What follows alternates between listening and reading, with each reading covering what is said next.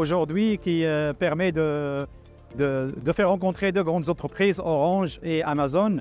C'est un contrat qui, de manière concrète et effective, va ramener toute l'infrastructure cloud d'Amazon. Elle va être localisée dans un data center marocain, d'État 3.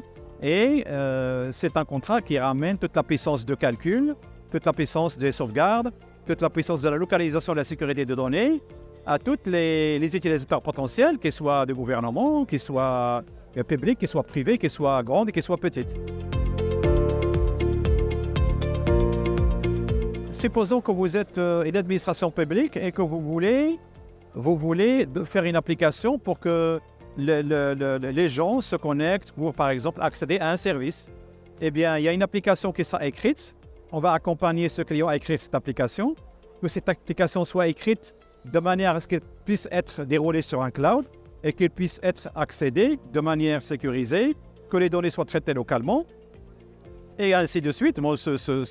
Par exemple, cette administration aura une application qui va servir l'État, par exemple, et les Marocains pour se connecter à distance sur votre mobile ou chez vous pour, par exemple, demander un service ou demander un acte de naissance, on va dire, par exemple. C'est ce que, de manière concrète, on va ramener.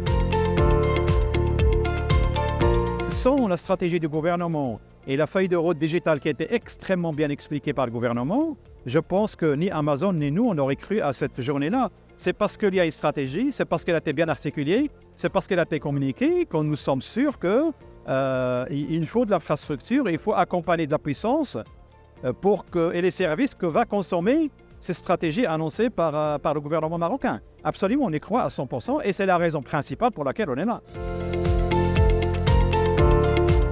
Un des services, et Amazon est le seul à pouvoir le ramener parce qu'ils ont une technologie spécifique.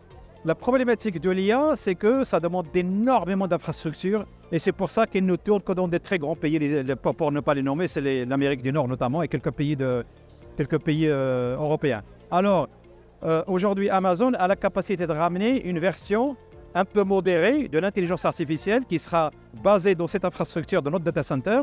Et aujourd'hui, les entreprises, le gouvernement, ils peuvent faire tourner des modèles, ils peuvent faire entraîner des modèles, ils peuvent utiliser leur data pour commencer à se familiariser avec l'IA. Alors, une partie très importante que l'on va faire, c'est les services, les advanced services, les professional services, pour accompagner la cloudification de ces entreprises. C'est-à-dire, à un certain moment, quand vous voulez vous cloudifier, ça peut prendre 6 mois, 1 an, 18 mois, pour bouger vos applications de serveurs locaux vers le cloud. Et c'est à travers ces services-là qu'on va les accompagner pour qu'ils fassent ça en toute sérénité et en toute transparence et en toute sécurité.